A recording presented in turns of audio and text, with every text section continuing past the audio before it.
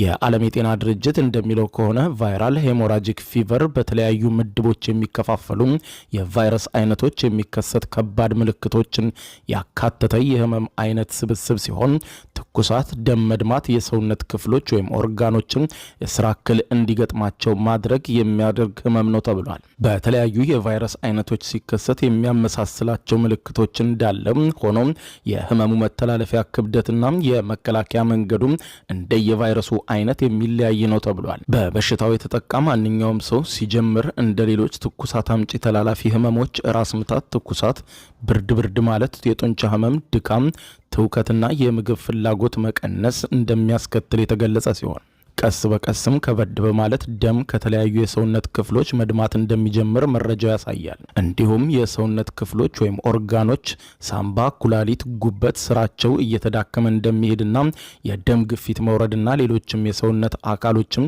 ጉዳትና ሞት ሊያስከትል እንደሚችል መረጃው ያመለክታል። የሞት ምጣኔው እንደየቫይረሱና ክብደቱ ሲለያይ ደንጊ የተባለው ከባድ ህመም ሳያመጣ ከመዳን እስከ ተወሰነ ሞት ያስከትላል። ላሳ የተሰኘው እስከ 20 በመቶ ሞት ሊያስከትል የሚችል ሲሆን እንዲሁም እነ ማርበርግ ቫይረስ ደግሞ እስከ 80 በመቶ ሞት ሊያስከትሉ እንደሚችሉ ተመዝግቧል።